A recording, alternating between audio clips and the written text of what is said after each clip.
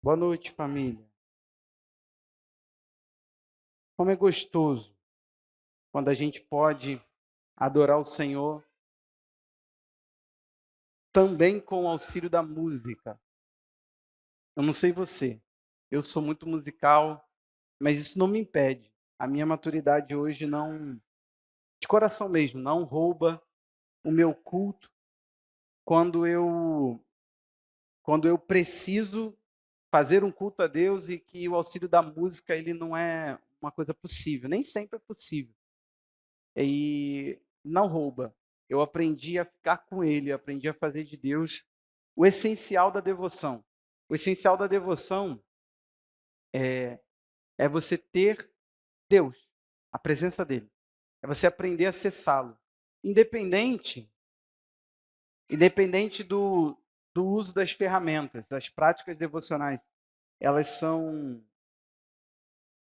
a Bíblia ensina, e é importante.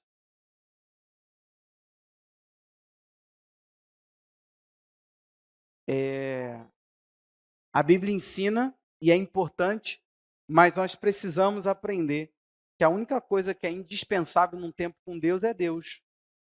Você entende essa diferença?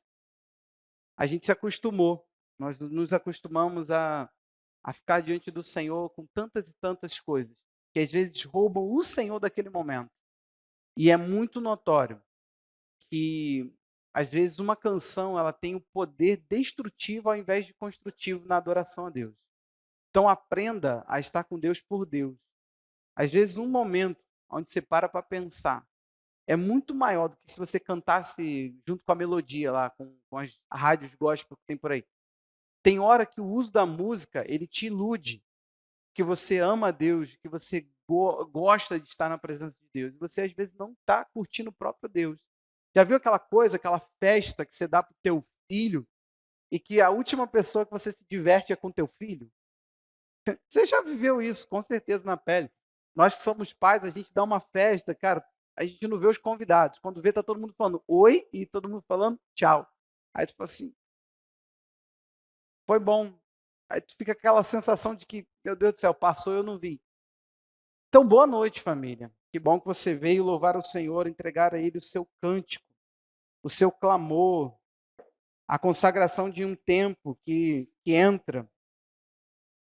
Livro dos Juízes, capítulo 2. Vamos lá? Livro de Juízes, capítulo 2, verso 6. Juízes 2, 6.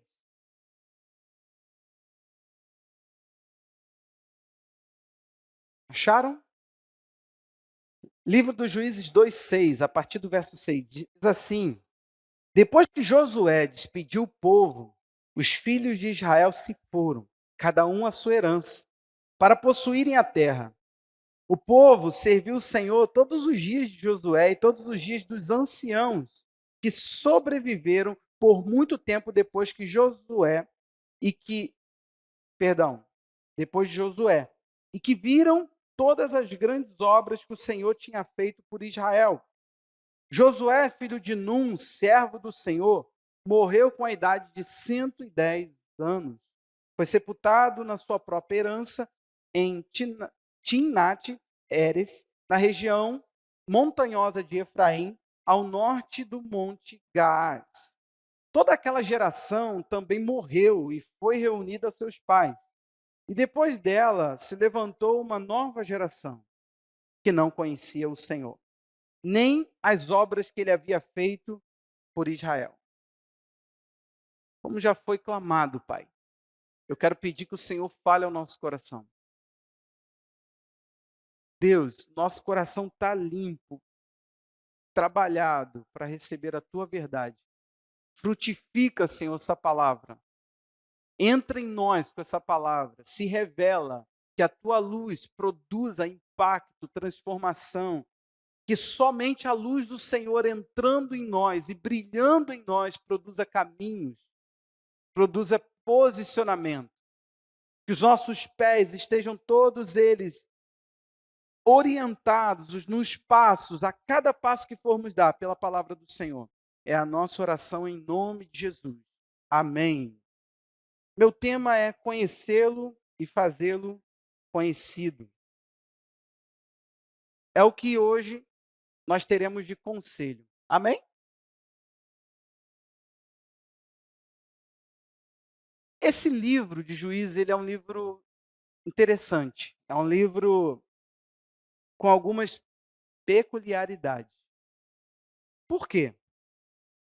Preenche um período sombrio da história de Israel. Se você quer ler Juízes e encontrar um período de sanidade da fé judaica, não é Juízes. Se você quer encontrar um período de normalidade civil, não é Juízes. Só que vamos ao espanto que esse livro causa. O povo roda por 40 anos no deserto. Tem um líder, Moisés. O homem vê Deus, fala com Deus, entra na nuvem de Deus, Deus dá mandamentos escritos numa pedra na mão do homem. É simplesmente um dos grandes líderes dessa nação. Esse homem morre, e aí vem o livro de Josué.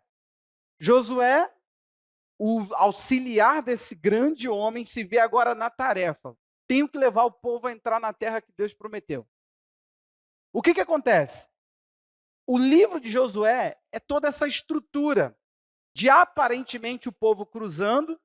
Lembra? Abre lá o Rio Jordão, o povo atravessa, assim como quando Moisés para lá o Mar Vermelho para o povo passar, o milagre se repete. E aí entra o povo na terra e eles vão atrás da palavra que Deus havia dado a eles. Eles estão perseguindo aquilo que Deus havia falado. Vamos entrar na terra prometida. O livro todo de Josué, você me permite fazer essa introdução aqui, só para você compreender bem o que nós estamos aqui falando. Esse período todo de Josué é um período de algumas conquistas. Só que o que vai acontecer? Quando você chega no livro dos Juízes, Josué vai morrer. Aqui fala um pouco da morte dele, mas se você vai ao capítulo 1, verso 1, o livro começa mostrando que o propósito é depois da morte de Josué. Em Juízes 1:1 vai dizer isso, depois da morte de Josué. É o começo do livro marcado por essa história. O que vai acontecer aqui, o que nós queremos dar ênfase é que depois que Josué passou, algumas coisas começaram a acontecer. Então você tem uma estrutura, acompanhe comigo. A estrutura é, o povo entra, começa a assumir a herança que foi dividida, cada tribo começa a ir ao seu local, e ali eles expulsam o povo que ali mora, conquista aquele ambiente, e de repente o histórico começa. O povo que deveria conquistar aquele ambiente totalmente, subjuga, cobra impostos daquele povo que estava ali, não destrói completamente a estrutura religiosa que eles encontram ali, começam a criar uma certa tipo de comunhão. Eles começam a comungar com o povo que eles deveriam expulsar.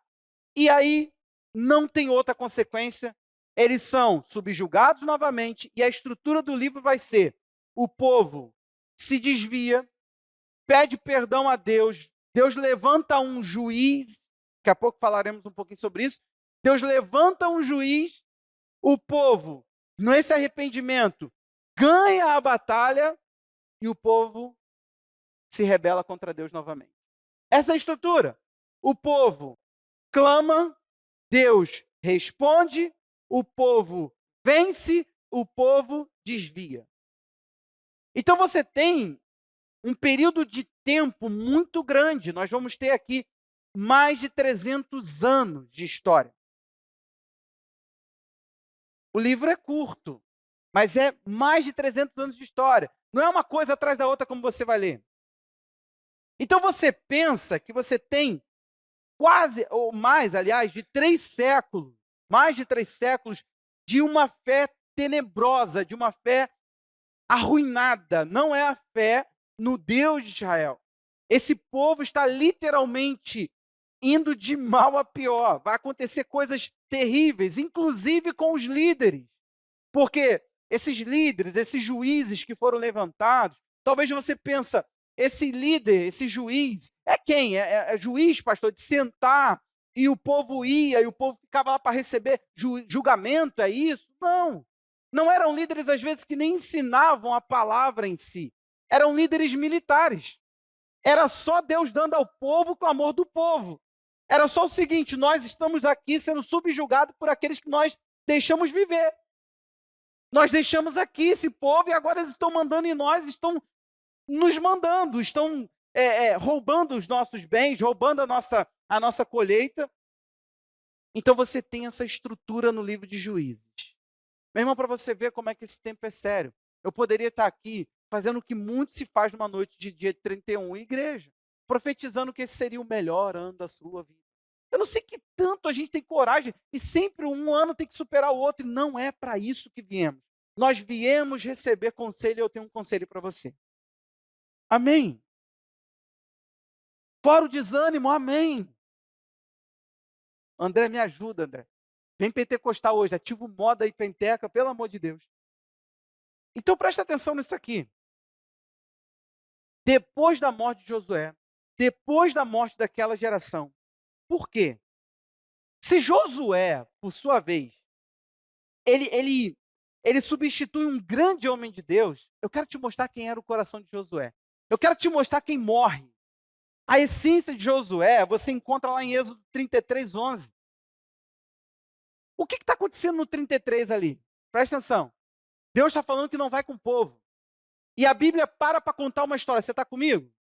Gente, me permita construir alguma coisa com você para a gente não ficar aqui profetizando, falando de um conselho que não tem base em nada. Eu tenho algo de Deus para te entregar. O que acontece?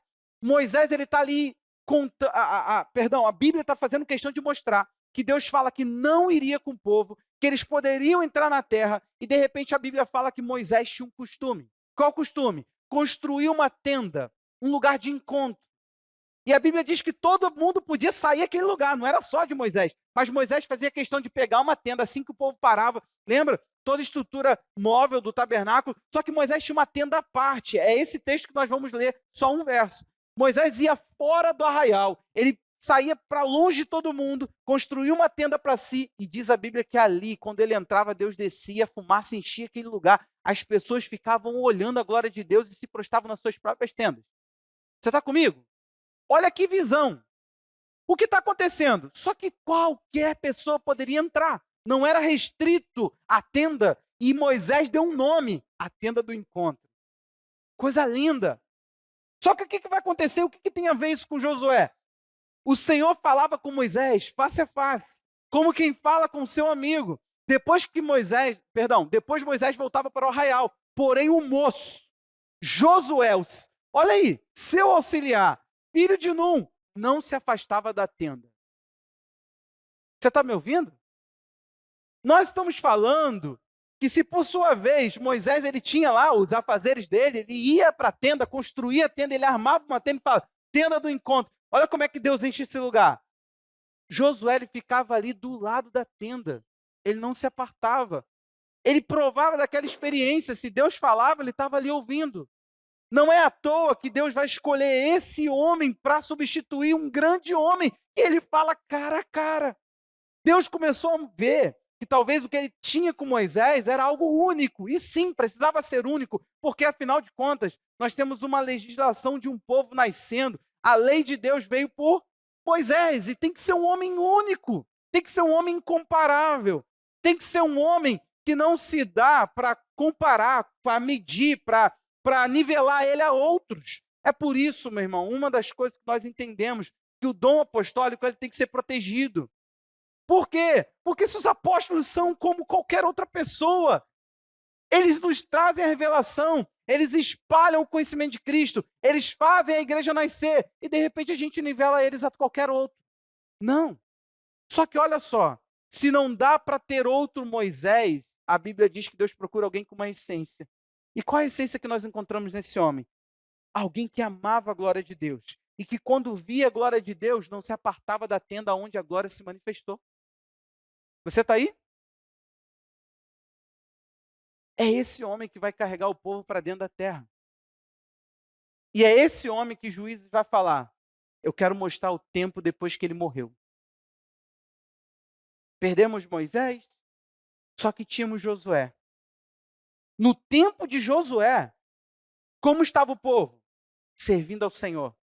No tempo de Josué, como estava o povo? Conquistando, avançando, vencendo, continuando o projeto que Deus tinha de entrar na terra, de tomar posse do que era seu. Era a promessa de Deus. Mas aí o que acontece? Ele morre, 110 anos, sepultado. E nós temos os anciãos. Nós temos os líderes, nós temos aqueles que volta e meia tinha que dar um comando ao povo e fazer o povo fazer alguma coisa. Os líderes também morrem. Quando passa essa geração, a Bíblia fala algo tenebroso. Verso 10 diz: toda aquela geração morreu e foi reunida a seus pais. E depois dela se levantou uma nova geração, que não conhecia o Senhor, nem as obras que ele tinha feito por Israel. Aqui eu começo a minha questão com você. Eu quero falar dessa geração nova que se levantou. Uma geração que não conhecia o Senhor. Nós precisamos compreender, gente. Olha para mim, nós estamos perdendo nesse assunto. Acompanhe comigo, por favor, esse raciocínio. A Bíblia ensina sobre gerações. É um ensino bíblico. Você tem a Bíblia nos ensinando a importância das gerações. E Deus ele faz questão de pensar a geração do seu filho.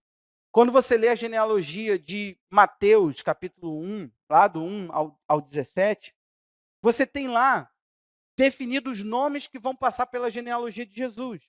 Quando chega no 17, a Bíblia diz assim: assim todas as gerações, desde Abraão até Davi, são 14. Desde Davi até o exílio babilônico, 14. Desde o exílio babilônico até Cristo, são 14 gerações. Deus mediu, Deus orientou o propósito e a vinda do filho dele por gerações. Ele pensou, quando chegar no total de 42 gerações, quando tiver 42 gerações passadas, de Abraão até o meu filho, vão ter 42 gerações. Deus pensou. Existem propósitos específicos para determinadas gerações. O mundo está vendo isso. O mundo está vendo que uma geração ela se levanta com características, ela se levanta com definições, ela se levanta com certos tipos de limitação e habilidades que vão mudando de acordo com o que ela está experimentando do mundo. Agora, o que acontece com a igreja? Nós não. A gente está perdendo a nossa geração, a gente está expondo nossas gerações. A cada dia que passa, a qualidade pastoral está se perdendo. Eu creio, meu irmão, que Deus já levantou uma igreja, Ele não vai levantar.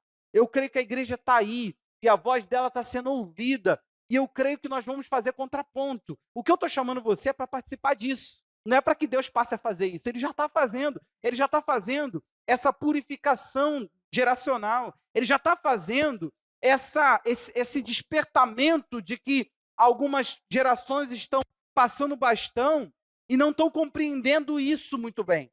Elas estão deixando a geração se perder e estão se segurando. Está passando os homens de Deus, está passando grandes vultos. Eu vou te falar que grandes heróis para mim já começaram a morrer. Eu fico pensando daqui a alguns anos, eu estava fazendo conta, eu falei, esse pastor está na casa dos 60. Esse aqui está na casa dos 80. Eu comecei a pensar na nova geração. E eu comecei a ver o que essa geração ouve. E eu comecei a me desesperar, meu irmão, pelo amor de Deus. A nossa geração não sobrevive com o evangelho que está aí. Nós precisamos começar a entender se nós não estamos falhando ainda na nossa geração. Quando Jesus, ele dá o pano de fundo da sua volta, em Lucas 21, 29 a 33, ele diz: ainda assim Jesus contou uma parábola dizendo: olhem para a figueira e todas as árvores. Quando vem e que começam a brotar, quando vocês veem que ela começa a brotar, vocês mesmos sabem que o verão está próximo. Assim também quando virem acontecer essas coisas, saibam que está próximo o reino de Deus. Em verdade lhe digo que não passará essa geração sem que tudo isso aconteça. Passará o céu e a terra, porém minhas palavras não passarão. A proposta de Cristo é: quando vocês olharem os sinais que eu dei a vocês aqui agora, que fique claro, a geração chegou. A geração da minha vinda. Então, a vinda primária de Cristo, o nascimento dele por meio de Maria, foi debaixo de uma contagem de gerações. Quando ele voltar, ele vai voltar em uma determinada geração. Vai ter alguma coisa modelando aquele comportamento, vai ter sinais claros. Ele dá definições da geração que ele vai voltar. E, por sinal, não é uma geração bonita. É uma geração distraída, é uma geração libertina, apaixonada pela farra, algazarra. É uma geração que fala assim, por favor, eu estou precisando me distrair, eu estou precisando me distrair. É uma geração apaixonada por entretenimento, viciada em desliga minha mente. Não, não vamos pensar, não podemos pensar, não precisamos pensar. É uma geração aborrecida. Você está aí? É uma geração aborrecida, onde a palavra de Deus não tem força. Depois da Segunda Guerra Mundial, deu início a uma contagem, a uma classificação. Depois de se levantar, eles começaram a estudar gerações. A gente estava vendo uma piada ontem. Isso me chamou a atenção para aquilo que eu já havia de ministrar. A primeira geração que eles classificaram é de baby boomer. Por quê? Explosões de bebês. Essa é a questão. Pós-Segunda Guerra, o pessoal começou a fazer filho. Eles falaram assim, é baby boom. É uma explosão de bebê. Caraca, tem muita gente fazendo filho. É isso que eles falaram. Então, essa geração, vamos ver se você se encontra aí. 46 a 64. Quem está nessa geração? Levanta a mão. Vocês são baby boom. Explosões de bebê. Na geração de vocês, o pessoal começou a querer fazer filho. Geração X, nascidos entre 65 e 80. Quem está aí? Geração Y e milênio, nossa aí, ó. Nascidos entre 81 e 96. É a maioria, pode levantar a mão. A maioria de nós. O Brasil hoje são 50% das pessoas que... Isso foi um levantamento feito pelo Itaú. As maiorias das pessoas que ocupam hoje o mercado de trabalho são a geração Y ou milênio. A Z, só novinho. 97 a 2010. Tem alguém, gente? 97 a 2010? Vai por mim, cara. Falam tão mal dessa geração. E agora nós estamos vivendo a ascensão da geração alfa. Gente, isso é coisa feita de um modo sério.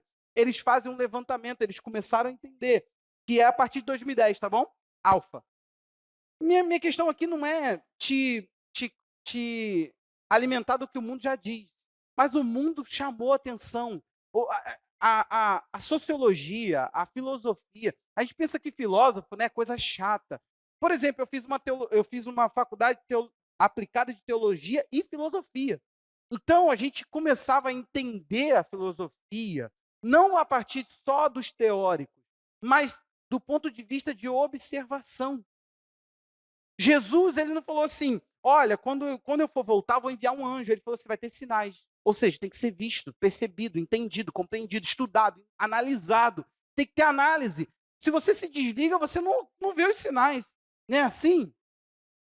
Já viu que a nossa geração está mais lenta, né? Aí a mulher está lá falando assim, poxa, eu quero que o rapaz me note. Estou enviando sinais, não percebe. É mais ou menos isso. Jesus, ele vai enviar seus sinais. Se estiver desligado, vai perder. O que nós precisamos ter disso? Se o mundo teve a atenção voltada para isso, para analisar cada uma dessas gerações, depois procure saber o que carrega na sua e você vai entender. Você é dessa geração. Sabe qual é o problema? Qual é a sua? Lembrou? Qual é a sua? Já esqueceu. É X. X, Anselmo. Eu sou milênio, eu sou depois de você. O que acontece? O Anselmo está aqui, eu estou aqui. Diogo está ali, né, agora. Mas ele é Z. Felipe e as demais crianças aí, Y. Ou, perdão, alfa. Caraca, eu perdi nas letras aqui, né? Vamos lá. O que eu quero dizer? Você percebeu que a gente está comungando entre gerações? Você entendeu que uma geração está dentro da outra? Eu falei isso tudo só para isso. O que está acontecendo? Que você chega no livro de Josué, com a morte de um, a morte de outro, uma geração se levanta e é uma nova geração. Só que é uma geração de pessoas que não conhecem a Deus. O que está acontecendo que essa geração comungou com essa? Essa não é uma nova. Vocês entendem isso? Esses bebês não vieram do nada, gente. Tem pai. Sim ou não? Tem alguma coisa que aconteceu aqui que desconectou. Essa geração que passou e deixou essa nova geração, ela é uma geração complicada, sabe por quê? É uma geração de pendências, é uma geração que não fez sua tarefa. E a gente vê isso pelo próprio livro de Juízes. Juízes capítulo 2, verso 20 a 23. Olha o que diz. Por isso a ira do Senhor se acendeu contra Israel. Ele disse, porque este povo transgrediu a minha aliança, que haviam ordenado aos seus pais, e não deu ouvido à minha voz. O que aconteceu? Também eu não expulsei mais diante deles nenhuma das nações que Josué deixou quando morreu. Só que Josué, ele estava entrando com o povo e o povo não estava acessando tudo que tinha que fazer. Aí o que acontece? Josué morre. Aí agora tem os anciãos. Esses também, por sua vez, em vez de continuar a missão e a tarefa, morrem e deixam a tarefa pendente. Por meio deles, eu vou pôr Israel à prova para ver se o povo guardará ou não o caminho do Senhor, como seus pais o guardaram. O problema é, eles têm, sabe? Eles têm paz. Volta, mais um, passa mais um.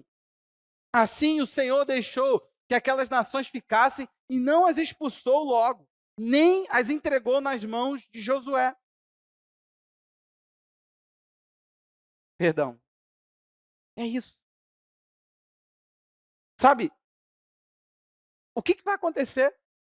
Os filhos que vão ficar vão tentar comungar com essas nações. Vão se alimentar da fé dessas nações. Vão cultuar como essas nações. E vão parar escravos dessas nações.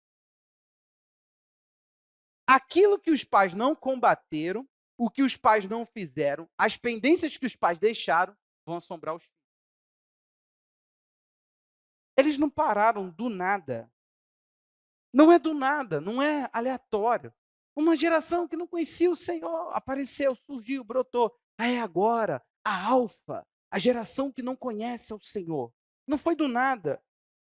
Não é o propósito de Deus desconectar gerações. Não. Você está aqui, eu estou aqui, essa geração está aí. Mais 2 gerações depois de nós, Anselmo. Você tem noção que tem mais 3 gerações à frente da sua? Ô, gente, o que está acontecendo? Por que as gerações se desconectam? E se desconecta. Não é o propósito do Senhor. Salmo 78. Olha o que Deus diz lá no verso 1. Salmo 78. Ele diz, meu povo, escute a minha lei, dê ouvido às palavras da minha boca. Olha isso aqui. Abrirei os meus lábios para proferir parábolas e publicarei enigmas dos tempos antigos. Tempos antigos. Deus falou, vou contar para vocês profundas sabedorias daquilo que foi antigo. O que ouvimos e aprendemos, o que os nossos pais nos contaram. Não encobriremos a seus filhos, contaremos às gerações vindouras os louvores do Senhor e o seu poder e as maravilhas que fez. Ele estabeleceu um testemunho em Jacó, instituiu uma lei em Israel e ordenou aos nossos pais que as transmitissem aos seus filhos. Ordenou, ele não pediu, por favorzinho, a fim de que uma nova geração os conhecesse, os filhos que ainda hão de nascer se levantassem e, por sua vez, os contassem aos seus descendentes. Você está percebendo? Ele está falando, nossos pais receberam, contaram para nós, para aqueles que ainda não vão nascer conhecer, para depois eles passarem para a próxima geração. O que está acontecendo? É óbvio que houve aqui uma desconfiguração, uma irresponsabilidade, alguém que um dia provou Deus, alguém que um dia teve a experiência dele pessoal com Deus, agora se desconectou e falou, não é comigo. Está tudo bem, salvação individual, eu vou viver a minha. Eu estou nem aí para a fé dos meus filhos, eu não estou nem aí para aquilo que se vem, para aquilo que se passa. O que está acontecendo, meu irmão? Preste atenção. Nós estamos vendo que a cada dia que passa, conhecimento de Deus é uma coisa que faz nenhum sentido dentro da igreja. As pessoas não estão encantadas mais pelo conhecimento de Deus. Elas não estão. Ela não quer saber se aquela pessoa que diz conhecer a Deus, que diz que prega sobre Deus, conhece Deus, anda com Deus, prova Deus. É só saber discursar. Nós somos uma geração do discurso bonito. Gente, o que está acontecendo com a gente? Quando o mundo começa a aplaudir a igreja, desconfia. O suposto evangelho brasileiro está parado na Netflix. O que aconteceu com a gente? Netflix está publicando a mensagem de Jesus. Se tem uma coisa que eu acredito, é que nenhuma estrutura desse mundo louva. Se louva, Satanás está tentando nos confundir. Está tentando nos induzir a pensar que aquilo que é mais ou menos evangélico, que aquilo que abre Bíblia, aquilo que tem aparência de Bíblia, aparência de culto, está roubando a igreja. O que está acontecendo? Deixa eu te falar uma coisa aqui. Se a gente não ensinar culto e Deus, alguém vai trazer para nós, para os nossos filhos, deturpações que vão parecer culto a Deus. Sabe por quê? É interessante que os pais não se preocuparam em prestar nenhum culto a Deus para modificar a vida dos filhos. Não levaram os filhos para o culto a Deus. Os filhos deles, por sua vez, não se tornaram ateus, não, Paulinho. Eles procuraram um culto pagão. Pô, me ensina uma religião, não tem isso. Está acontecendo aos montes. Isso no Brasil está acontecendo e é esquisito. Pessoas que sabem muito bem o que é o reino espiritual indo para outras religiões. Gente, esse discurso de ódio, se você falar é discurso de ódio, não, é definição de doutrina. Assim como danam de implicar comigo ser pastor, implicam com a nossa doutrina, nos chamam de intolerante, está tudo bem, meu querido, só não pode me bater, discordar de mim, debater comigo, falar que eu estou errado, eu não estou nem aí.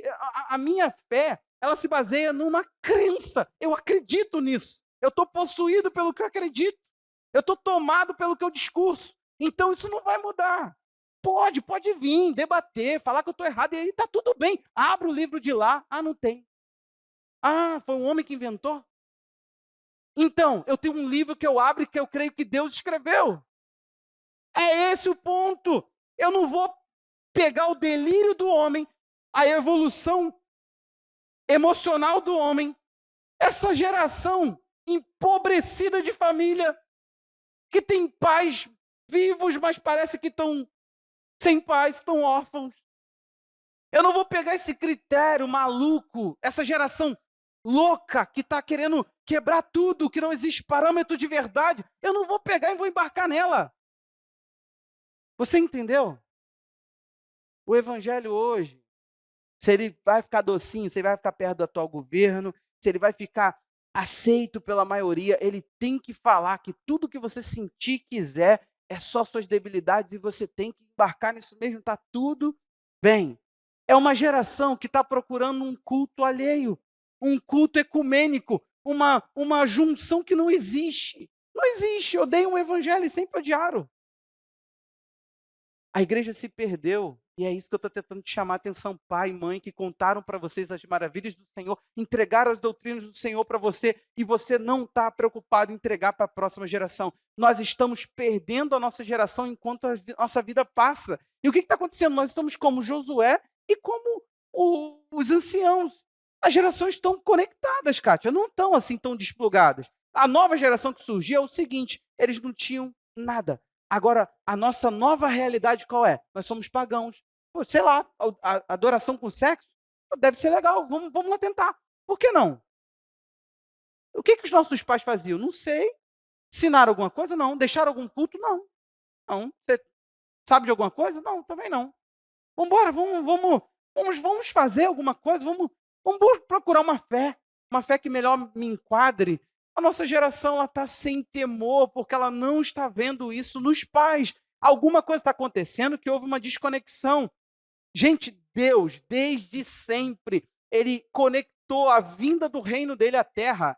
A ideia de que pais se voltariam para filhos, filhos se voltariam para pais. Isso é Malaquias. E ele orienta do seguinte, vamos lá, Malaquias 4, versos 5 a 6. Ele fala que enviaria, Malaquias 4, 5 e 6. Eis que enviarei o profeta Elias. O que está acontecendo aqui? Vinda do reino. Gente, o que você acha que o reino marcaria? Qual o sinal que você falaria assim? Olha, o reino veio, então... O que você esperaria desse reino?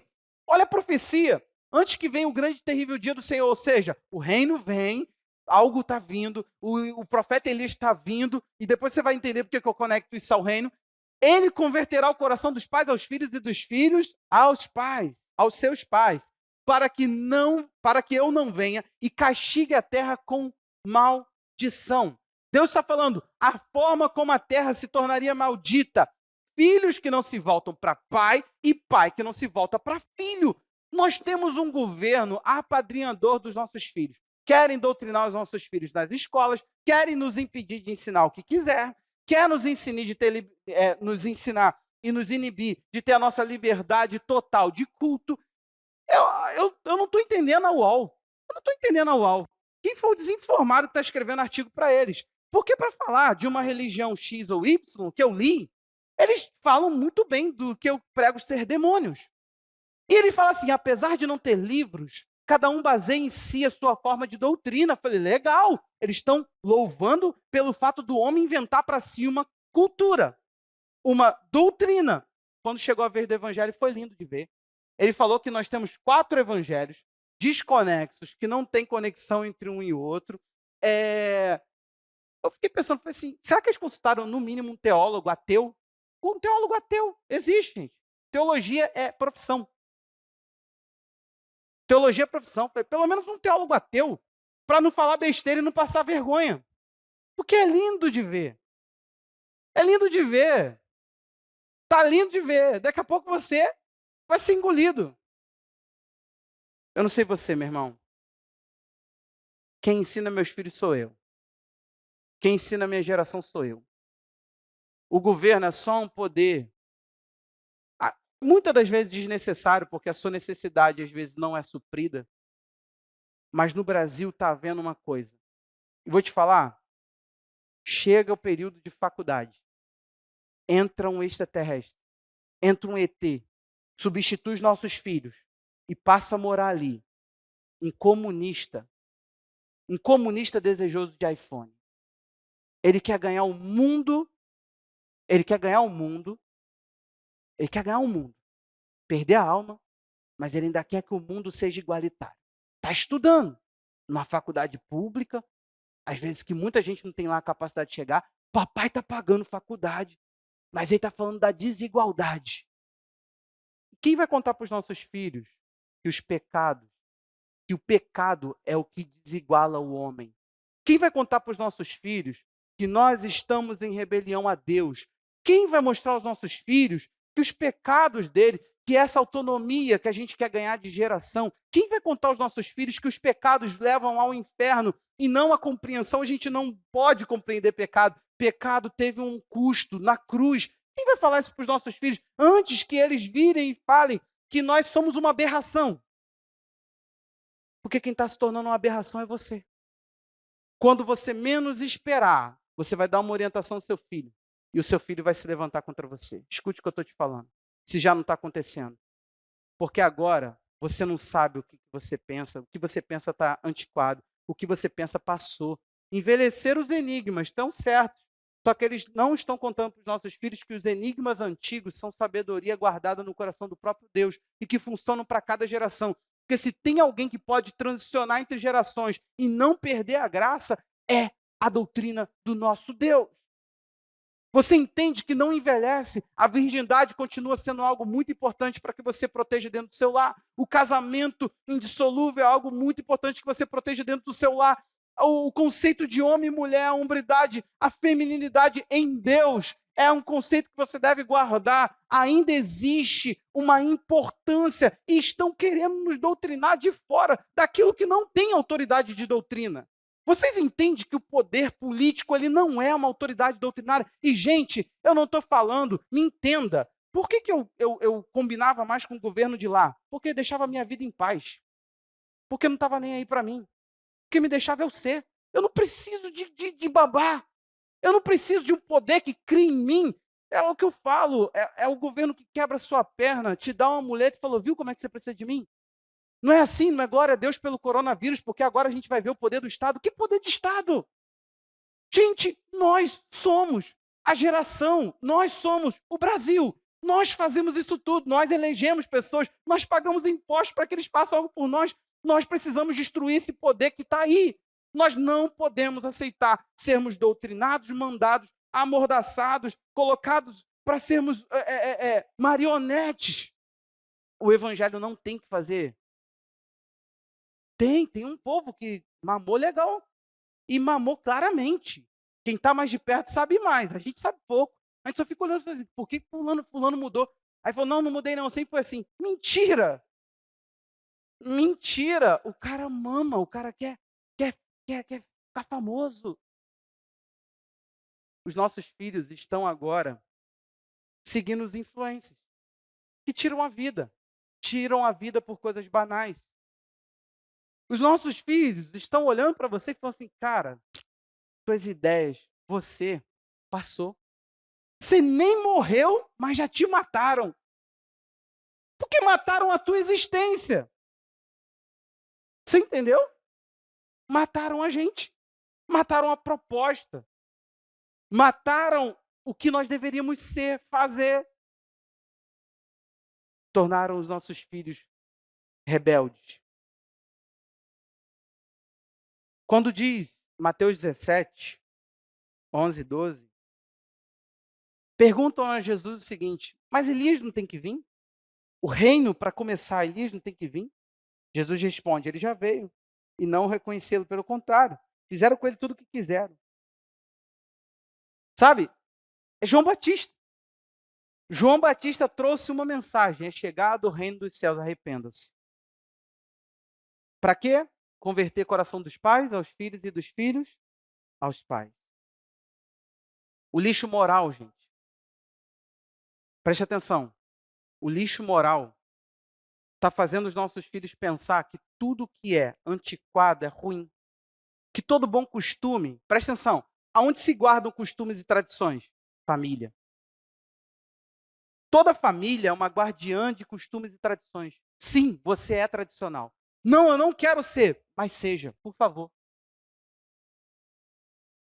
Você tem que ser.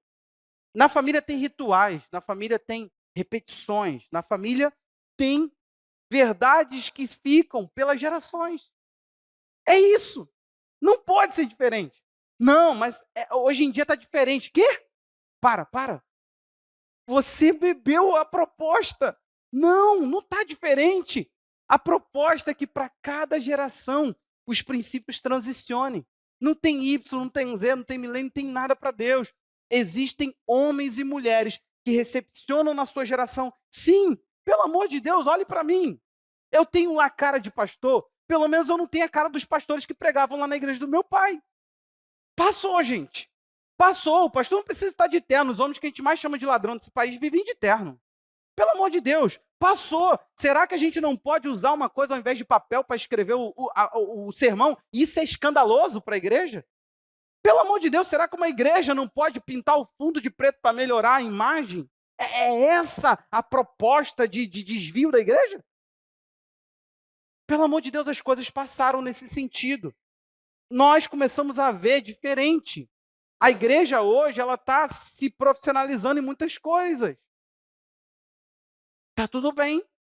As igrejas antigamente tinham uma outra proposta, no sentido evolutivo. Elas eram mais atrasadas no sentido da sociedade. A igreja hoje anda lado a lado falando assim, tudo foi feito pelo nosso Deus e nós somos os autorizados a desfrutar daquilo que não deturpa a santidade nele.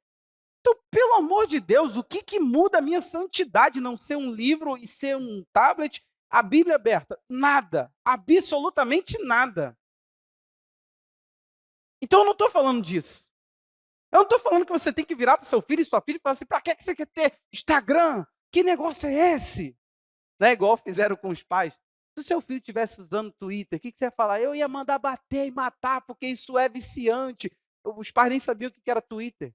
Você tem uma tarefa hoje, a gente tem uma tarefa. Não pode. Essa geração, a gente está dentro dela, a gente tem que olhar e ver que a gente não dá tanto valor. Se dá, é meio estranho, né? Você está transicionando demais entre a geração, ou ficando na próxima geração, não é isso?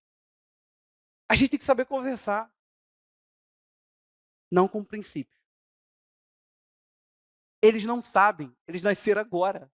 Eles só sabem da vida. É isso, esses são os formadores de opinião.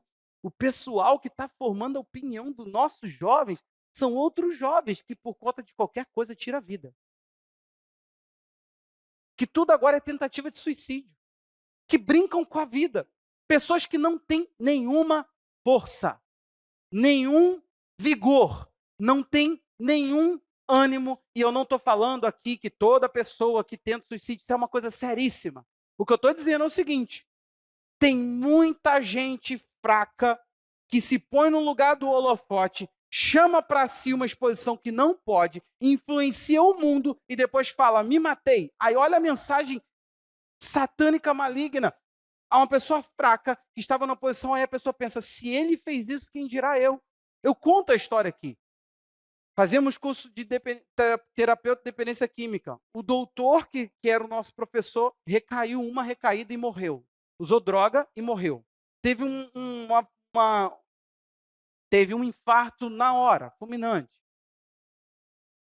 Depois veio a notícia. Pacientes dele não retornaram. Aí a clínica começou a se alarmar. Muita gente, imagina. Uma clínica muito famosa no Rio.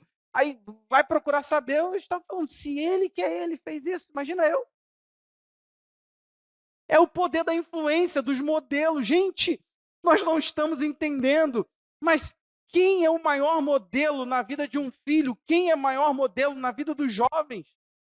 É uma geração capaz de falar, olha para mim. Eles estão olhando para os iguais.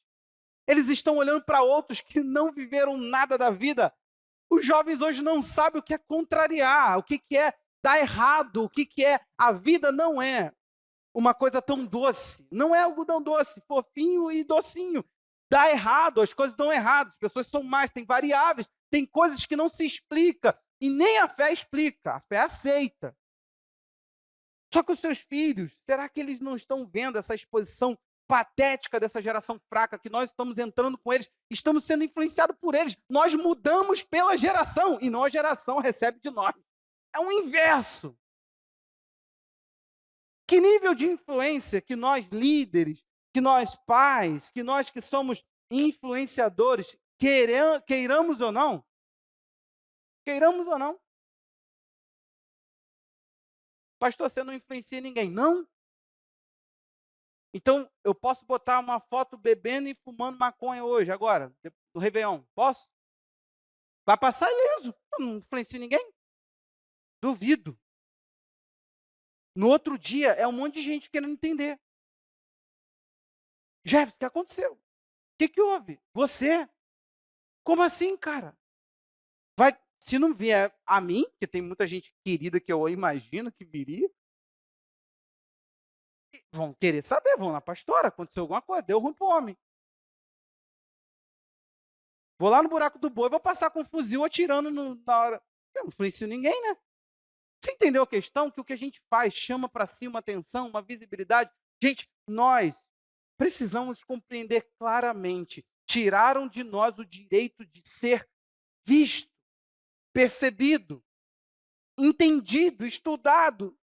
E que a nossa vida formasse base para o outro, que são os nossos jovens.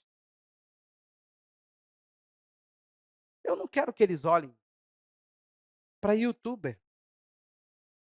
Eu não quero que eles olhem para pastores que não têm compromisso com nada. São fracos.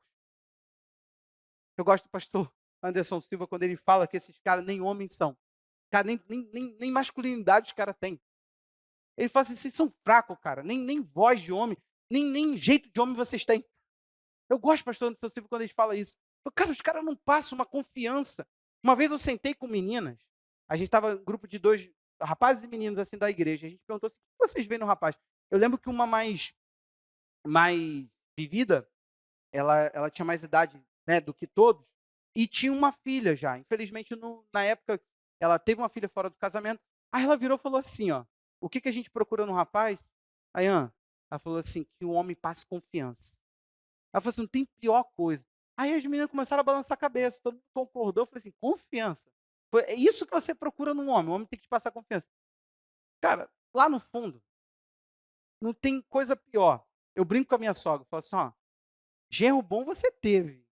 Os que vier agora, minha querida, vão conversar com com a tua filha sobre creme,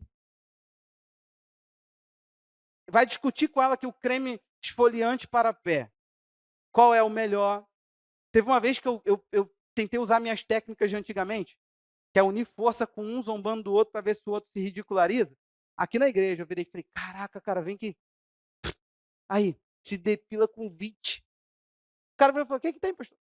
Aí ele, pô, cara, mas tu passa não sei o quê. Eles começaram a conversar entre eles e eu, literalmente, eu me senti muito ridículo. Eu fiquei assim, ó, qual o problema disso tudo? O problema disso tudo é cultura. O problema disso tudo é o que se passa. O problema disso tudo é o que não é visto porque não queremos ver. O problema disso tudo é que a cada dia o menino está menos menino. O problema disso tudo é que a cada dia os homens estão mais fracos. O problema disso tudo é que eles serão o nosso exército. Eu tenho medo disso. Eu tenho medo que eles serão os nossos políticos cheios de vontade. Eu tenho medo disso. Eu tenho medo é que eles serão os próximos pastores. Cara, imagina os policiais, cara. Levante a mão em nome do amor. Vamos conversar. Diálogo já. Vai ser assim. Outro dia eu mandei para o Anselmo. Tu viu lá no Instagram? Aí tava assim, a polícia dialogando na base do amor. O cara subiu no telhado da delegacia, mas era tanto pau de polícia cantando no bandido. Cara, o cara subiu em cima da delegacia. Eu acho que ele tava chapado, não sei, cara. Sei que o cara tava pegando os policiais de pau, André. Aí tava assim, diálogo na base do amor, né? Ó, foi mandar pra Anselmo esse negócio. Ô, gente, eu tenho um problema é que isso tudo vai representar, e você não está entendendo, mas é a nova. Você entendeu que vai chegar um momento que serão eles? Você não entendeu isso ainda, né? Então, vamos falar claramente. Vai chegar um momento que serão eles. Vai ser teu filho que vai atender a gente como médico. Vai ser teu filho que vai ser o próximo político. Você tem noção? Eu brinco brincando com o Diogo, né? Eu falo assim, caramba, tem noção, cara? Estão aí nessa guerra aí, Guiânia, sei lá, toda vez que eu tenho que fazer esse país, eu tenho que fazer uma. Não é Guiana, eu já ouvi repórter falando Guiânia. É. Esse país, então, eu também falava. Então, Guiana me falou, tá falado, batizamos de Guiana. Cara, aí eu brinco assim, falo, se estoura essa bomba que tá aí, caso de Venezuela, o Diogo que vai te ajudar aí, irmão. Não, brincadeiras à parte, você confia, Kátia? O Gustavo. Nevou. Gustavo, se eu fosse o Gustavo agora, eu tava pensando, meu Deus, o que eu fiz da minha vida? Papai tá aqui para me ajudar, eu vou estudar, irmão. Gustavo tá entrando, cara. Se estourar, meu irmão. Alex. Alex, tudo reservista, gente. Não, você entendeu? Você não entendeu, né? É eles que nos protegem. Não, agora a gente brinca assim para dar o choque. Para dar o choque. Mas e daqui a algum tempo? Porque eles ainda têm, você vê masculinidade ainda, hombridade. Ainda, né? Pô. Sabe por que eu estou falando assim? Porque a marca da nossa geração é uma geração que não quer família. A gente corre de família. A nossa geração, a milênio, Y, ela não quer formar família, não. Família é a derrota dessa geração. Ela quer estabilidade financeira. Deixa eu te informar, e eu não preciso ser profeta para isso. O mundo caminha para um desequilíbrio financeiro. Você não sabia? Só lê a Bíblia. Se você ler um pouquinho mais do livro, tem um livro.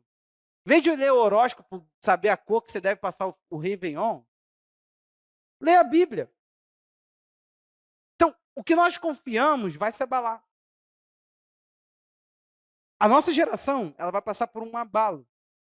Será que é por isso que se aumentou tanto, mas tanto, o número de doenças psicossomáticas e, atrelado a isso, o infeliz desfecho que é o suicídio? Na época da pandemia, divórcio estourou. Como é que pode? As pessoas ficaram em casa com seus cônjuges e o divórcio estourou. Por quê? Porque a nossa geração está pregando que família é atraso, família é coisa do passado. Para que família? É só um mal que você às vezes tem que ter para você vir ao mundo. Se passar disso, não preciso mais dela. Então preste atenção aqui.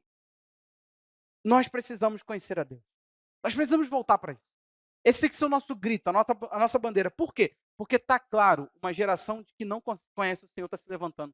Gente, eu cansei de ter que fazer manobra mental, manobra de humildade, manobra de sei lá o quê, para dizer o seguinte, tá, esse pastor aqui é sério, mas como é que ele comunga com esse aqui que não é sério?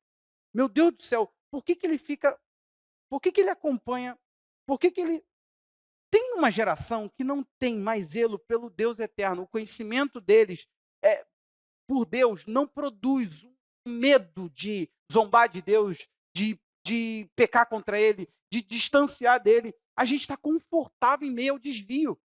Isso tem que começar a entrar em nós e causar um desespero. Sabe por quê? Tem gente querendo conhecer.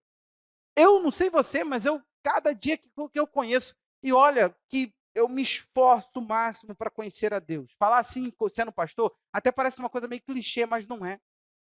Eu te falo que eu quero conhecer a Deus, eu sou inconformado com tudo.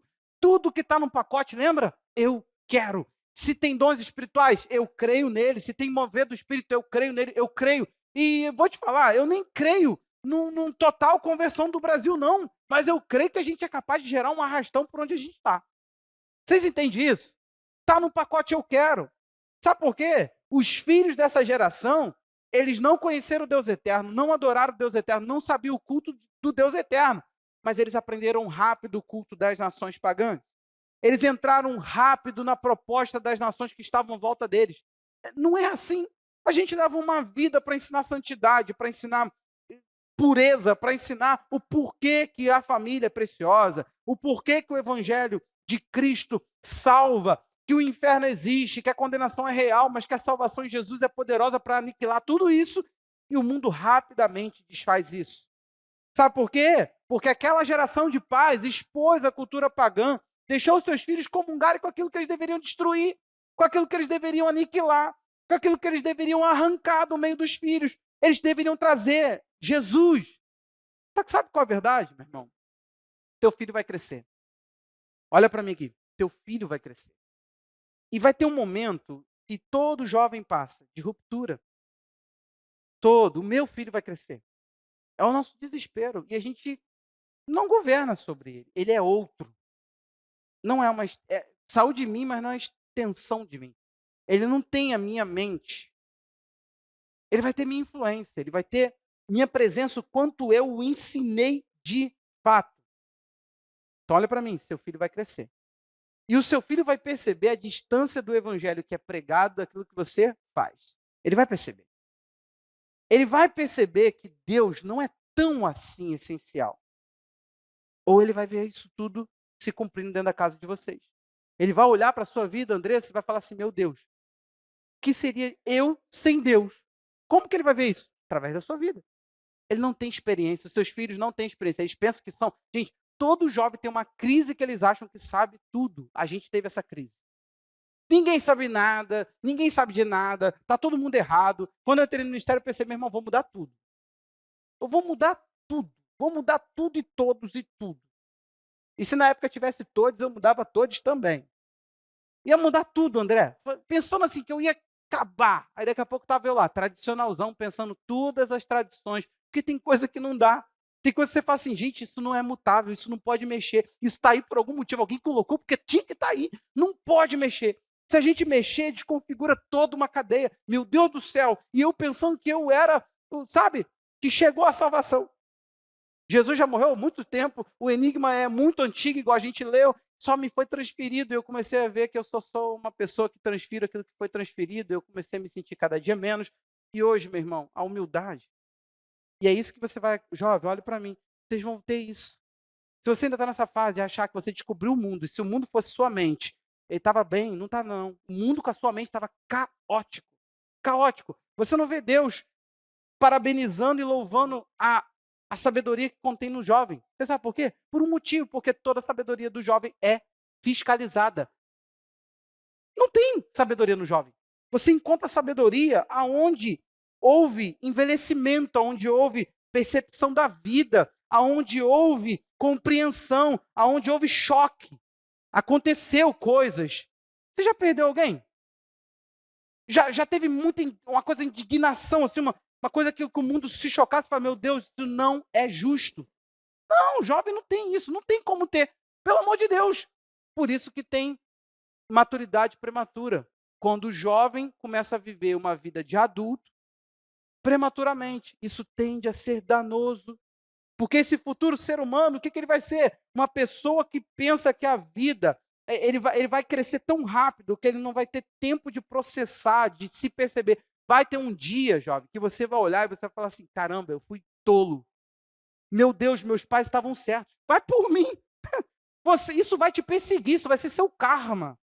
Não vai, pastor, eu vou viver até. Então você vai viver se desgraçando, porque desonra de pai e mãe faz os dias ficar ruim e faz os dias ser curto. Vai por mim. Se algum dia você não bater no seu próprio rosto, falar acorda, olhar para um espelho e falar assim, eu preciso honrar pai e mãe, eu tenho que voltar. Hoje, meu irmão, se tem uma das coisas que eu mais faço, esses dias eu até falei, né? Meu pai estava com vontade de mim, porque eu vi que ele estava lá puxando assunto e eu estava arrumando a sala e conversando com ele. Ele quer saber de uma coisa?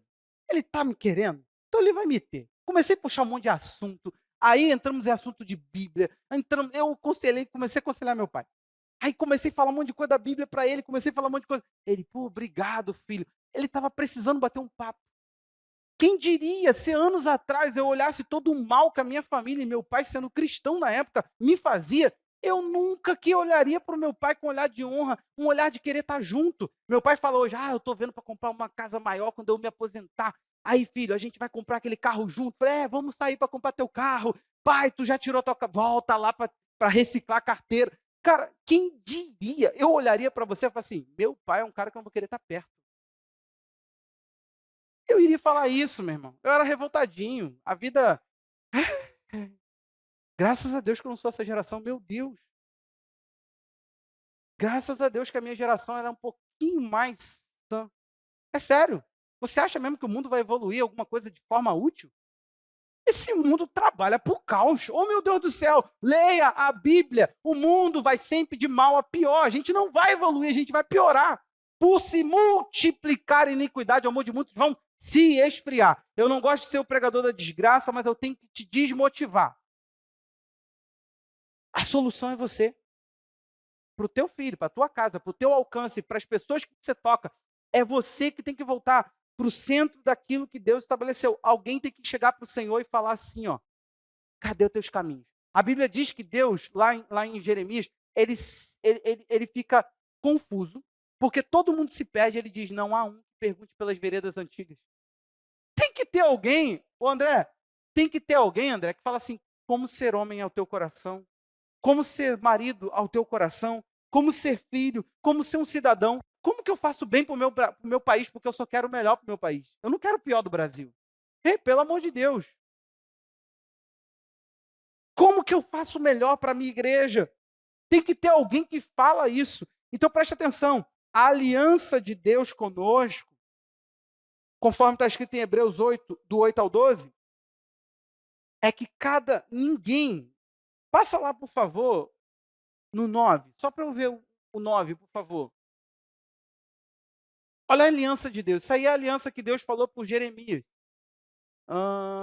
Isso, ele fez uma aliança com os pais, passa. Só para depois você ler em casa. Passa novamente. Aí, o 11. Vocês me desculpem que eu não botei aqui a inscrição com os versículos definidos, então eu me perdi. E não ensinará jamais cada um ao seu próximo, nem cada um ao seu irmão, dizendo, conheço o Senhor.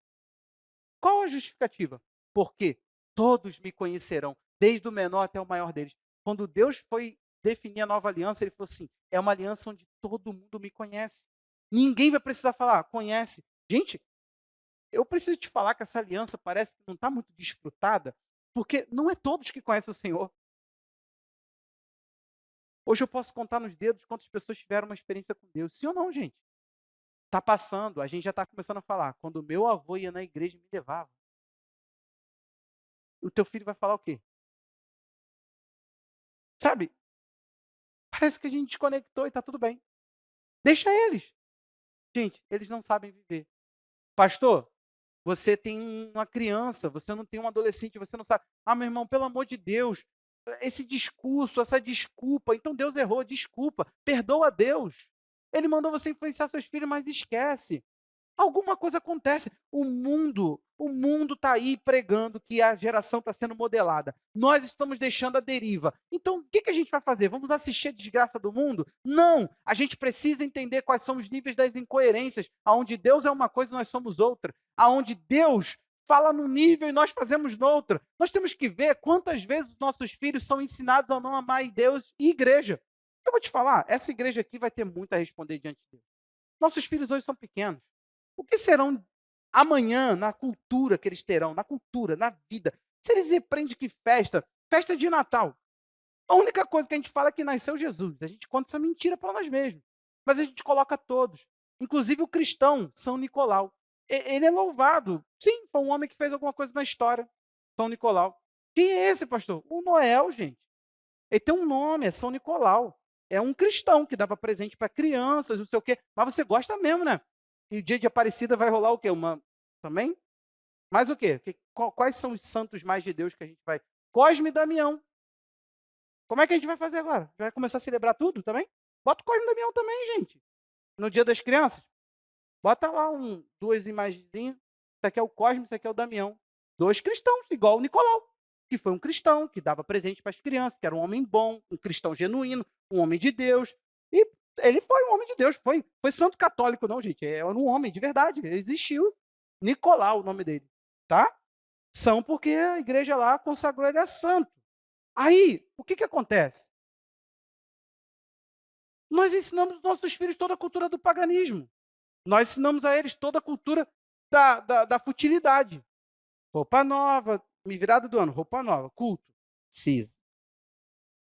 Vamos orar não, para a gente não ser muito... Não, entendeu? Cultura. Você tem que ser tradicional, meu irmão.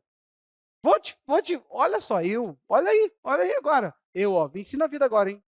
Aí olha eu deixando a minha juventude de vez. Tradicionalize-se. Eu falava, nós não somos tradicionais. Chutos tradicionais. Não, falava isso não. Mas você sabe, eu não falava, mas era isso que eu pregava. Tô nem aí pro tradicionalismo. Hoje eu tô aí pro tradicionalismo. É muito importante ser tradicional. E se você ainda não é, você será um. Fique tranquilo. No modo moderno, você vai ficar tradicional. E se não tá, eu começo a te ensinar. Seja tradicional. Nós precisamos entender, meu irmão, Paulo falou em Filipenses 3:10 que ele queria conhecer Jesus. Queria conhecer Jesus. Conhecer Deus tem que ser um desejo e uma perca de tudo que for outro. Por isso. Sabe, a gente está pensando em conhecer Jesus. Ah, pastor, mas eu quero conhecer Jesus. Como? Então, quando tem culto, eu venho. Quando dá, eu venho. Quando dá, eu apareço. Mas qual foi o último jejum que você fez, que seus filhos viram você jejuando? Qual foi a última vez que você abdicou de coisa que você ama por Jesus? Qual foi a última vez que você se desprendeu e mostrou para os seus filhos o desprendimento? Tem que ser mostrado. Tem que ser mostrado. Seus filhos precisam ver que os pais dele amam Jesus e amam o ministério. Gente, você não vai ver famílias que têm tradições de gerações e gerações, pastores, missionários, que eles não viram os pais fazendo. Eles não ouviram, não, eles viram, eles estavam presentes, estavam ali. Nós ainda estamos contando essa história que os nossos pais fizeram com a gente.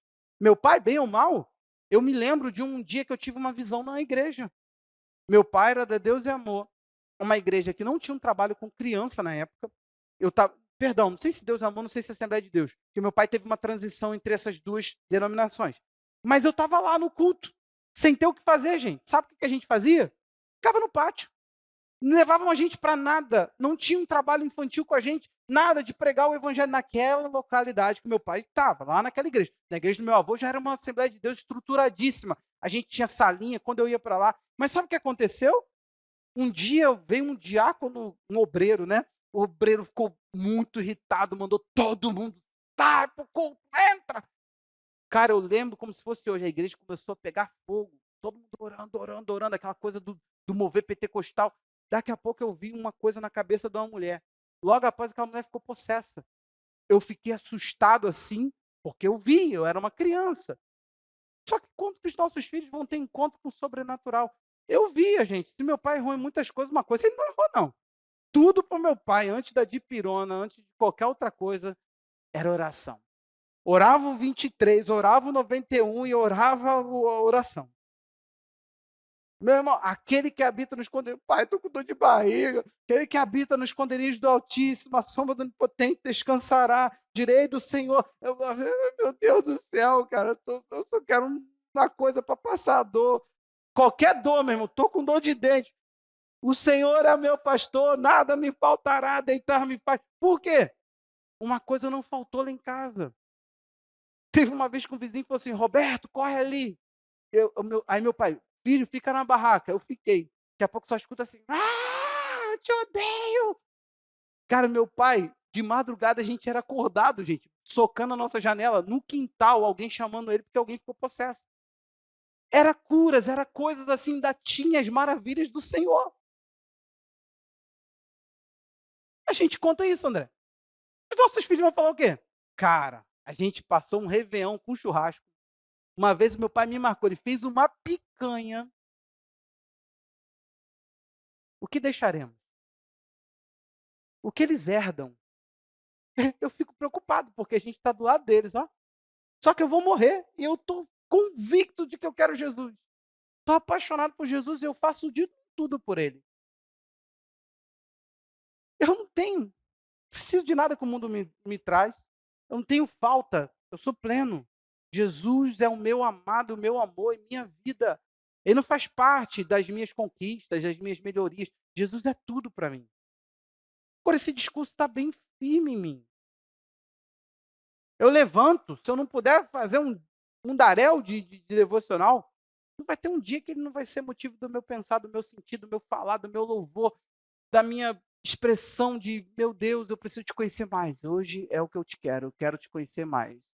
Mais do que qualquer outra coisa hoje, eu quero te conhecer. Beleza, estou garantido, né? Vou dormir, e o dia que eu dormir, o dia que eu morrer, como fica? Porque, gente, dá uma olhadinha à nossa volta. Esse tempo eu estou te chamando, porque essa expressão é o meu chamado, é o meu coração. É um tempo de discipulado. É um tempo da gente voltar a ser filho. É um tempo da gente perceber que a nossa experiência está faltosa.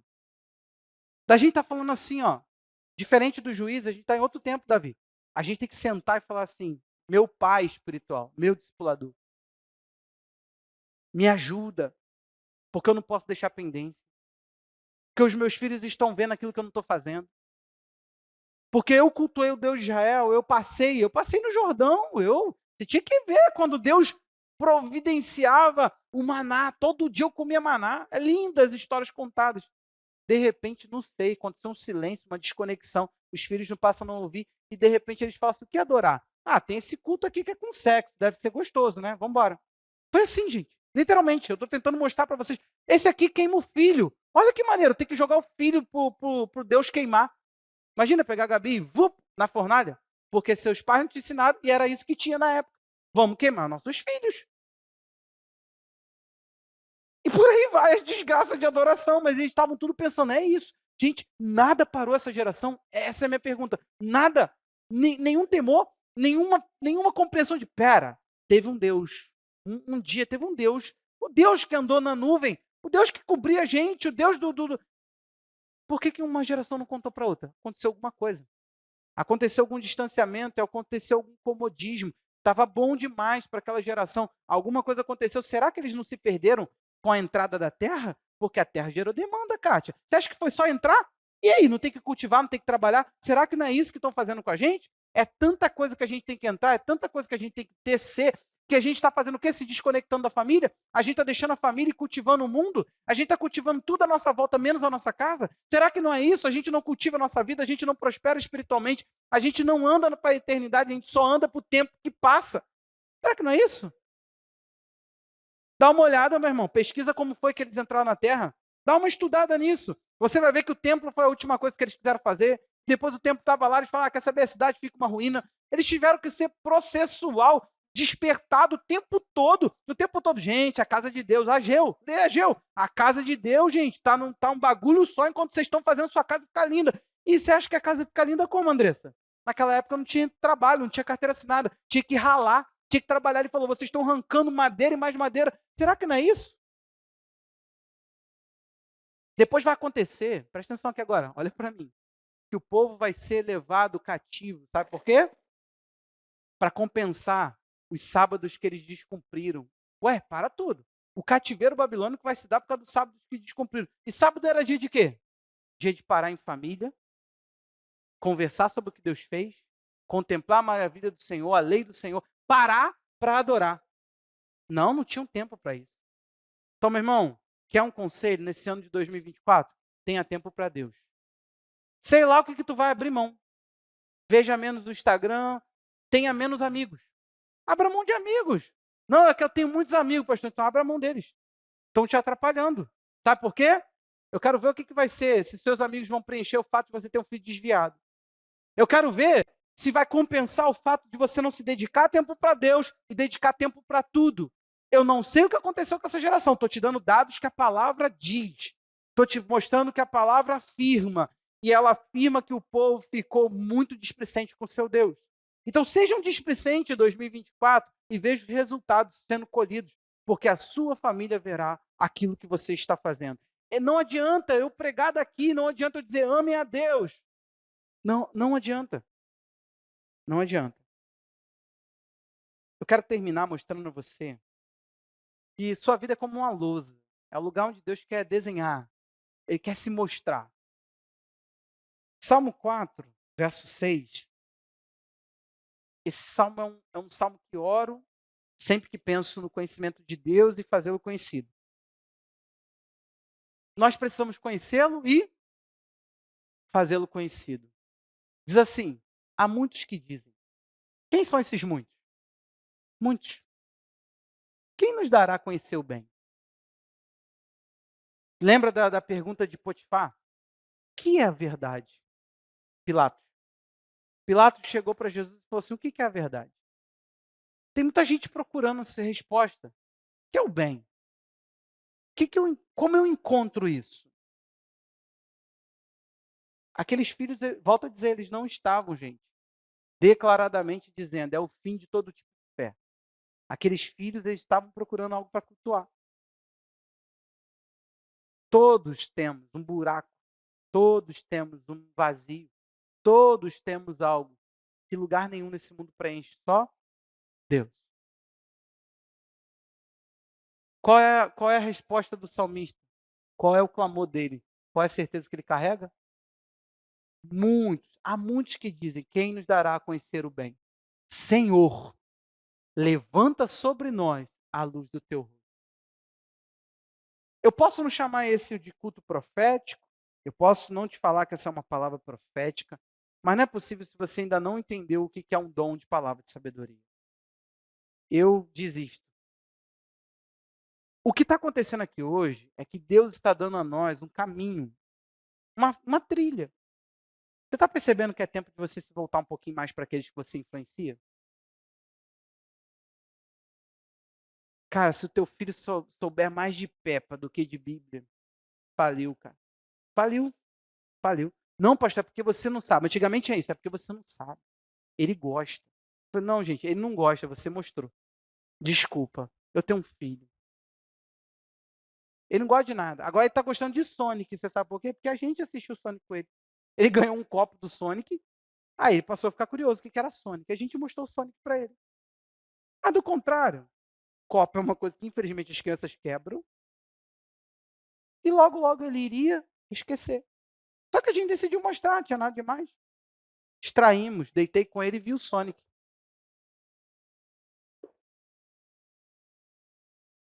Mas Felipe sabe essas histórias bíblicas porque ele para ver o Superbook. É só ensinar, irmão. Tem histórias, a Raquel falou que ele virou para ela e falou assim, conta as histórias para mim igual meu pai me conta. Porque eu não leio, né? Eu abro o livro, vou vendo as histórias, vou vendo onde a história está e vou contando a história e vou aplicando as coisas. Tá vendo? Olha o que a desobediência fez. Deus mandou o quê? Castigo. Para toda desobediência é um castigo, viu? Por isso que a gente tem que ser obediente. Você está entendendo? Aí ele, sim. Aí eu sigo contando. E vou. Só um exemplo, tá? Dá trabalho, irmão. Dá trabalho, é cansativo. Mas eu não sei se você está entendendo. Isso aqui, tem muita gente falando, eu queria muito que alguém me mostrasse que tem algo real. Se tinha uma coisa que eu não tinha dúvida naquela igreja. Poderia ser uma igreja, às vezes, cristãos, que todo mundo falava pobre, anda mal vestido. Mas uma coisa era certa. Cara, eu fui filho de crente. Eu vi as incoerências, mas eu também vi as coisas que assustavam. Eu via meu avô vivendo, honesto, entregue a tudo. Faça chuva, faça sol. A gente brinca, a última coisa que o meu avô comeu em vida foi a ceia do Senhor. Foi para casa, tomou um tombo, caiu, né? Passou mal, foi levado para o hospital e faleceu. Cara, literalmente. A mulher estava contando no funeral dele. Ela falando, você tem noção que semana passada ele estava aqui me consolando porque eu perdi a minha mãe? Ela olhou, me perguntou o que eu era e falou assim, olha, que homem maravilhoso. Sem ter o que falar. Ele ficava até o último crente sair da igreja para fechar a igreja. Ele era zelador. 90 e poucos anos. Nunca falta, gente. Só que essa geração está passando. A nossa geração, com 50, nós já somos totalmente distantes de Deus, indispostos para Deus.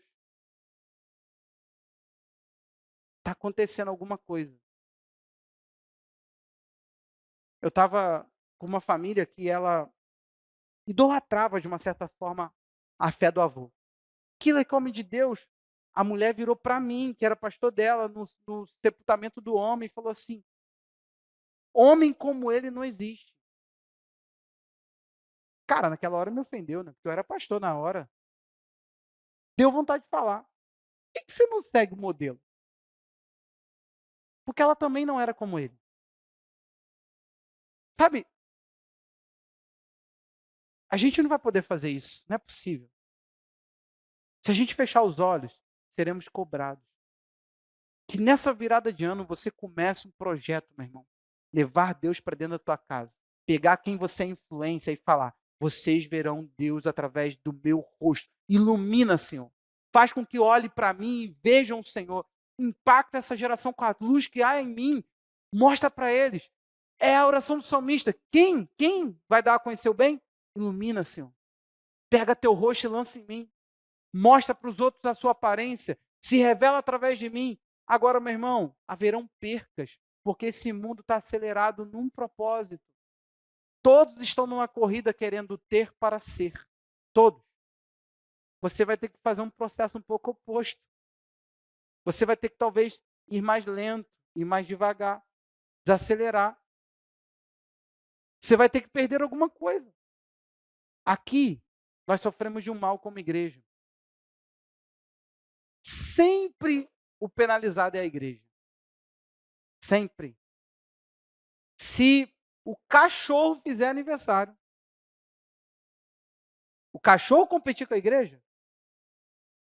Pô, eu sou pai, né? Meu filho está fazendo aniversário. É isso. Jack vai ganhar uma festinha, pastor. Jack. Então, domingo eu não vou no culto, não, que o Jack está aniversariando. Aí tu fala assim: quem é Jack? Eu não apresentei criança nenhuma. Jack é o cachorro. Aí tu, Jack é. Quando cai o meu aniversário no dia do culto, o meu aniversário perde. Eu não vou competir com Deus. Com que cara depois eu vou falar que ele é o primeiro? Entende? É incoerente. É muito incoerente. Eu dou todo o resto da minha vida para ele e chamo ele de primeiro. Gente, eu não queria ser o primeiro na vida de muita gente. Se o que primeiro você diz é o que te sobra. Pensou, Paulinho, te chamar lá em casa e falar assim: vem aí que vai ter um churrasco. Mas chega às 11. Aí o Paulinho, pô, legal, pô, o pastor marcou o horário comigo, pô, gosta de mim mesmo. Quando eu chegar, fala assim: sobre esse ovo frito aí. Ao Paulinho ficar olhando, pô, eu gosto de ovo. Então, Tu é muito amado. Aí todo mundo falando, pô, essa picanha tava gostosa, hein, pastor? Suculência, hein? Fala assim, gostou, Paulinho, do ovo que eu fiz para você? Você é o meu melhor amigo aqui, dentre esses aqui. Você entendeu? Tem que ser ridículo o exemplo para você entender o que a gente faz. Sobra para ele, nós dizemos, tu és o meu amado, tu és o meu prazer, tu és o meu tudo. Meu primeiro e último amor, minha canção pela noite, pelo dia, Jesus, minha esperança eterna. Gente, meu primeiro e último, onde está meu tudo? Eu desejo que você tenha discernimento pelo que você ouviu. Eu não quis te induzir a ações, mas eu acredito que uma ferramenta que vai pegar a nossa vida é a oração. Sabe por quê? Deus tem me mostrado duas coisas. A gente precisa orar para reconhecer aonde nós erramos. E a gente precisa orar, sabe por quê? Põe, por favor, para mim, 2 Crônicas 7,14. A oração vai ser a base de tudo. A gente precisa ir para Ele, corrigir o caminho. E a rota que Ele nos deu de correção é essa. Preste atenção nisso aqui. 2 Crônicas 7,14. É para a gente fechar o culto. Salomão ora ao Senhor assim: Deus, está aqui a casa, é um local de oração. Se o Senhor podia fazer desse lugar um lugar para o Senhor. É isso. Salomão consagra. Deus, está aqui o que o Senhor pediu. Deus vem em sonho. Deus vem em sonho e responde isso para Salomão. Isso aqui é um sonho onde Deus está falando assim com Salomão. Comprei a tua ideia, Salomão. O que vai ser esse lugar para mim? O dia que eu levanto um pouquinho, 13, vamos lá. Se eu fechar o céu de modo que não haja chuva, se eu ordenar os gafanhotos que consumam a terra, ou se eu enviar a peste entre o meu povo, se o meu povo... Então preste atenção. Deus está falando o seguinte, o dia que o meu castigo se estabelece, e tem muita coisa que a gente não percebe, mas é castigo. Você entende isso? Tem muita coisa que a gente não percebe, mas é castigo. Por exemplo, você despreza culto, vem num culto. Teu culto é mais seco do que qualquer outra coisa. Aí tu pensa assim, pô, por que para mim é seco? Porque é essa a verdade que você pratica. É um resultado árido que você colhe. Porque para você, culto é isso. Você não está entendendo que aquilo que você pratica em fé se torna. O seu mundo é exatamente como suas crenças. Gente, até o coach já entendeu e está ganhando dinheiro com isso. O seu mundo é suas crenças. Suas crenças, suas finanças, sua paternidade, seu relacionamento conjugal, tudo isso são suas crenças. Aí ele está dizendo, se eu danificar tudo para chamar a atenção de vocês, o dia que eu castigar vocês, o que eu quero que vocês façam? Se o meu povo, que se chama pelo meu nome, se humilhar, orar, me buscar e se converter dos seus maus caminhos, ou seja, é uma busca com ajuste, não é só uma busca. Eu ouvirei dos céus, perdoarei seus pecados e sarei sua terra. Presta atenção, o perdão nós temos. Sabe o que Deus não está vendo? A mudança de caminhos tortuosos. Os caminhos entram tortos e permanecem tortos. Sabe qual é o problema? Isso aqui também é Tiago. Tiago 5,15. Olha só se não é a mesma estrutura. Perdão nós temos, gente. A questão que Deus quer é levar à cura das coisas. O mal se estabeleceu. Nós estamos perdendo uma nova geração. Nós estamos não buscando ao Senhor, não estamos conhecendo. O que nós temos que fazer? Nós temos que ir para o joelho. Porque isso não tem, isso só tem essa fórmula aí. Tiago 5,15. É a oração da fé, salvará o enfermo. E o Senhor o levantará. Se houver cometido pecados, eles serão perdoados. Gravou isso aí? Portanto, confesse seus pecados uns aos outros e orem uns pelos outros, para que vocês sejam curados. Muito pode, por sua eficácia, a súplica do justo. Perdão e cura. É isso que nós precisamos desfrutar nesse tempo. Tem muita coisa que você ainda não entendeu que é uma enfermidade, é uma chaga. Isso não sara em você. Então você quer até o perdão, por isso que não sara, mas você não quer a cura. Tem que curar. Para os resultados mudarem. Sabe por quê? Deus está falando, se o meu povo vem, eu perdoo. Só que eu saro a terra. É Ele que sara a terra. Se Ele não está sarando a terra, ficou quase o nome da igreja, sarando a terra ferida, é porque O meu povo que se chama pelo meu nome não está se humilhando, orando, se desviando do mau caminho. O meu povo que se chama pelo meu nome até está orando, mas está continuando nos mesmos caminhos. Meu irmão, correção de rota conta com a bênção de Deus. Continuar na mesma rota é você sozinho, é colidir, é repetir. O que eu coloco para você? Nós temos uma chaga, uma ferida. Foi assim que Deus viu Israel no capítulo 1 de Isaías. Vocês estão feridos. Tem coisas não tratadas. Tem feridas não espremidas. Então olha para mim, por favor, não deixa esse ano entrar e todas as feridas permanecerem no mesmo lugar. Vamos deixar com que isso trate, com que isso trabalhe, traz para a mesa, traz para o discipulado o que a família foi para você, porque você não pode replicar o que muitas famílias aqui foram para você. Talvez teu pai e tua mãe te amaram muito, mas foram péssimos para você em vários sentidos. Você está carregando sequidão para os teus filhos, está carregando essa falta de atenção. Você talvez tenha um egoísmo, tem pai e mãe hoje dizendo, mas e eu, e as minhas coisas, e não sei o quê.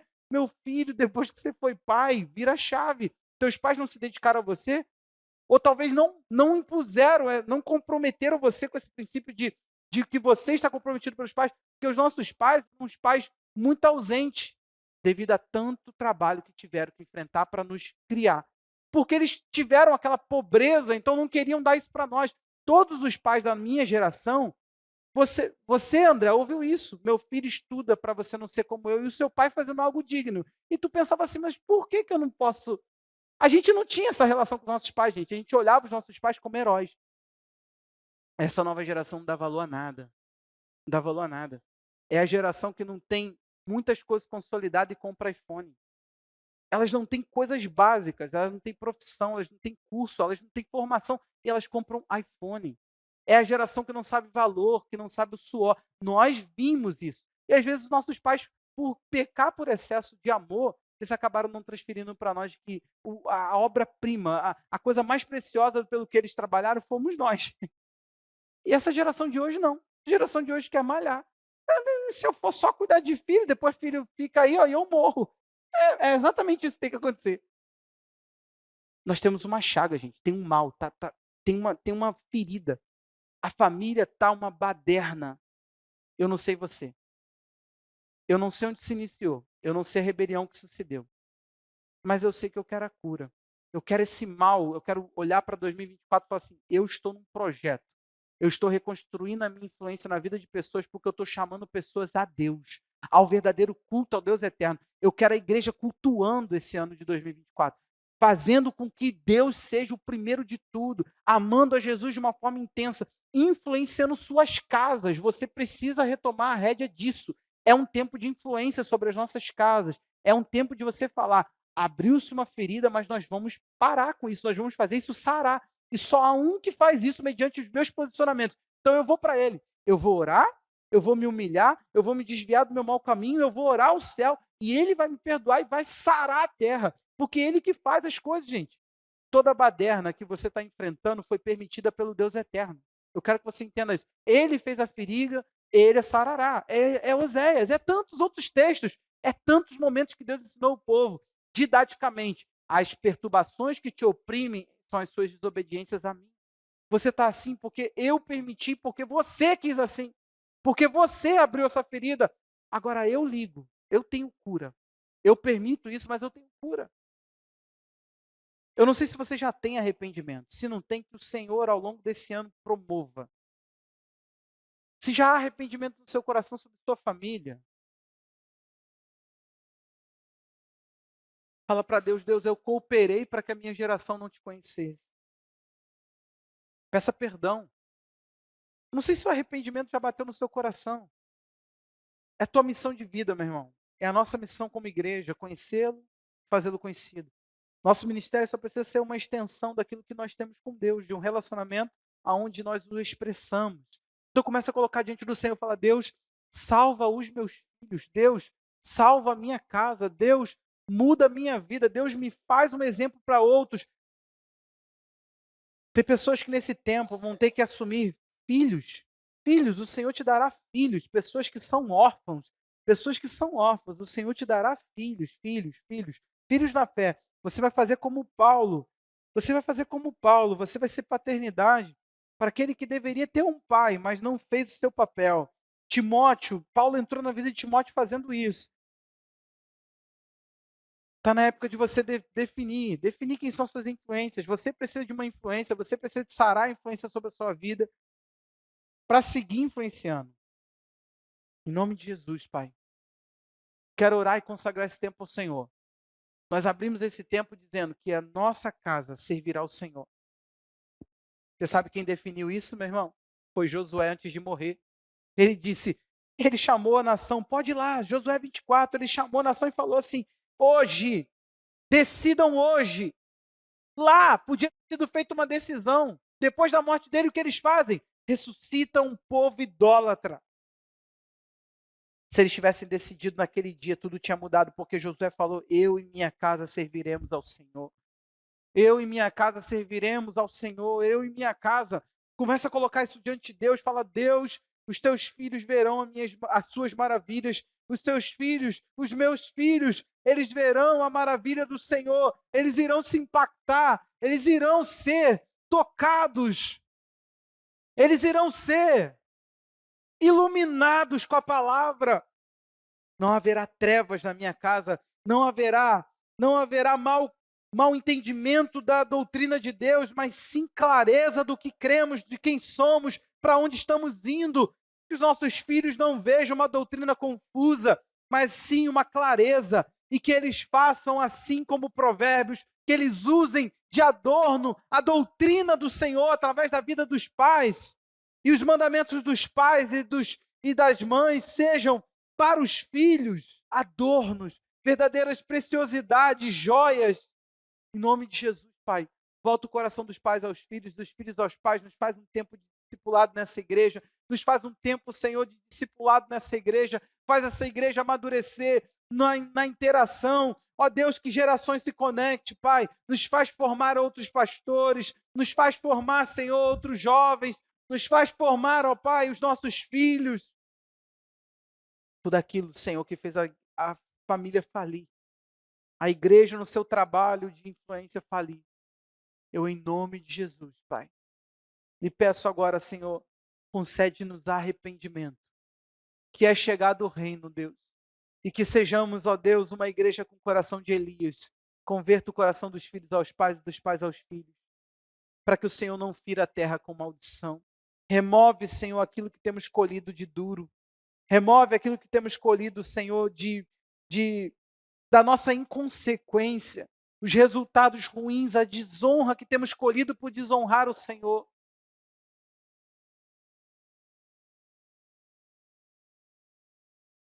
Um princípio, quando a paternidade ela é ressuscitada, é o princípio da honra. A honra ressurge porque o único mandamento que não é o mandamento acompanhado de não, mas acompanhado de uma atitude que é pedida lá no Decálogo, nos 10 mandamentos, o único mandamento afirmativo é honra teu pai e tua mãe. Então que a honra entre no seu coração em nome de Jesus, que você comece a ser um povo de honra, que essa igreja comece a se tornar uma igreja de honra, um lugar de honra e respeito. Quando Deus ele falou ao povo através do profeta Malaquias, ele falou: se eu sou pai, onde está a minha honra?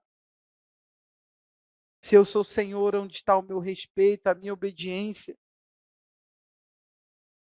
O filho honra o pai. Em nome de Jesus, um princípio que será restaurado, Pai. Nosso coração compreenderá a honra.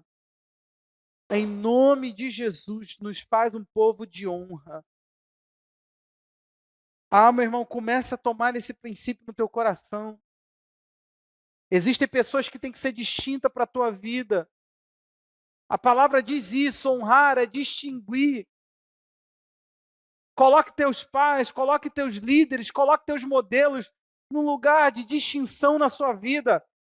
Estabeleça quem são e diz que eles são diferentes, que a voz deles para você é diferente. Você precisa de uma pessoa assim. Então defina as tuas influências nesse tempo, porque você não pode honrar. Honra a quem tem honra. Tem muita coisa que você distinguiu que não tem valor de honra, que não é honroso, que não é digno da honra. Tem coisas que assumiram lugares na sua vida que não deveriam assumir. Em nome de Jesus, Pai. Vem agora, Senhor, arrancar, remover tudo aquilo que no nosso coração assentou como lugar de honra. E o Senhor seja honrado por essa igreja, Pai. Nós te agradecemos por 2023. Nós te louvamos por cada sustento, por cada momento. E, Pai, que venha 2024, que seja um tempo de te conhecer e te expressar, de te conhecer e contar do Senhor, e te conhecer e te fazer conhecido, e mostrar o bem através daqueles que fazem essa pergunta: quem nos mostrará? Nos envia esses, ó Deus, nos mostra essas pessoas. Em nome de Jesus.